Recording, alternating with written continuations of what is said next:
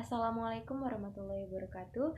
Perkenalkan, nama saya Zara Chandrika Maharani, NIM 1121301 dari Program Studi Manajemen Fakultas Ilmu Sosial dan Bisnis Universitas Dian Nusantara. Kali ini saya akan mempresentasikan tugas besar mata kuliah pengantar bisnis. Tema yang saya angkat adalah 5 cara untuk membuat bisnis kita menjadi lebih efisien.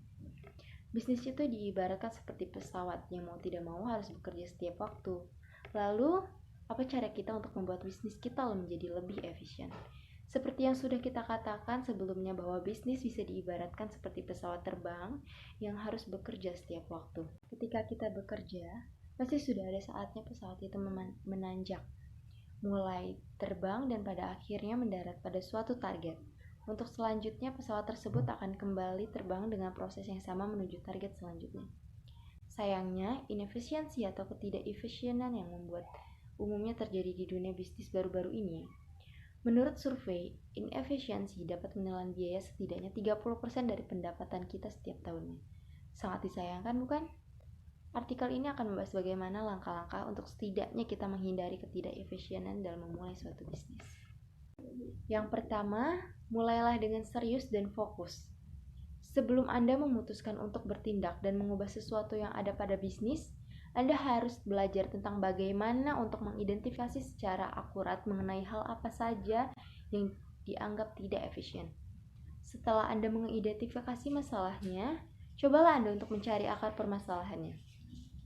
Setelah Anda tahu akar permasalahan kenapa tidak efisiensi tersebut, kini saatnya Anda memutuskan untuk melakukan perubahan pada sistem kerja perusahaan Anda. Lebih cepat lebih baik karena terkait dengan pendapatan Anda yang akan berkurang banyak jika masalah inefisiensi terus terjadi pada bisnis Anda.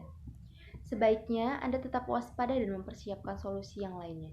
Bisa jadi, sistem baru yang sudah Anda terapkan pada bisnis Anda tidak bekerja pada satu bagian yang lainnya. Memang, bukan hal yang mudah untuk membuat bisnis Anda lebih efisien. Namun akan lebih baik jika Anda perbaiki dari sekarang sebelum semuanya terlanjur berlarut-larut. Dan yang kedua adalah demokratisasi bisnis. Maksud dari poin ini adalah seperti halnya sistem demokrasi, yaitu dengan mengutamakan hak dan kewajiban serta keadilan untuk setiap orang. Proses demokrasi pada sebuah perusahaan tidaklah berhubungan dengan keputusan referendum, akan tetapi lebih memandai dan kreativitas perusahaan. Sebuah studi dari Aberdeen Group mengungkapkan bahwa sebuah organisasi perusahaan yang menggunakan sistem demokratisasi memiliki tingkat retensi pelanggan sebanyak 30% dan pendapatan yang meningkat sekitar 55%. Tingkat retensi pelanggan sebanyak 30% dan pendapatan yang meningkat sekitar 55%. Salah satu pengusaha yang menerapkan demokratisasi pada bisnisnya adalah Sergey Petroshev selaku CEO dari Jetmaster. Sebelumnya, customer JetSmarter harus menjadwalkan penerbangan atau perjalanan mereka melalui 3 agen. Lalu, Petroshev berinisiatif untuk mendemokratisasikan pasar dengan membiarkan pelanggan menjadwalkan penerbangan sendiri melalui aplikasi pada telepon. Tindakan tunggal ini mempercepat proses dan juga membebaskan agen JetSmarter untuk menangani tugas lainnya.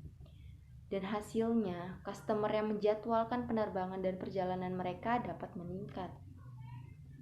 Dan yang ketiga adalah menjelajahi integrasi digital. Cara selanjutnya untuk membuat bisnis Anda lebih efisien adalah dengan metode penjelajahan integrasi digital. Seperti yang sudah kita ketahui bersama, perkembangan digital di dunia bisnis ini sudah semakin maju dan bermacam-macam. Cobalah untuk menganalisis sistem atau keadaan perusahaan yang Anda rasa tidak efektif dan dengan cara menjelajahi integritas digital. Selain Anda belajar sebuah sistem baru, Anda juga dapat mendapatkan pengalaman baru tentang serunya belajar hal baru. Menurut Gartner, ketidakefektifan integratis digital akan menyebabkan bisnis kehilangan peringkat kompetitif sebesar 25%. Integrasi solusi digital yang benar dapat meningkatkan efisiensi dengan berbagai cara. Seperti yang diperlihatkan oleh JetSmarter, teknologi dapat mengotomatisasi akan banyak waktu. Komunikasi yang lebih cepat dan mudah adalah hasil integrasi digital yang konsisten. Laporan yang dibuat dan dibagikan dengan lebih cepat, masalah akan segera teratasi dan karyawan dapat berkolaborasi dengan lebih mudah satu sama lain dan juga pelanggan Anda.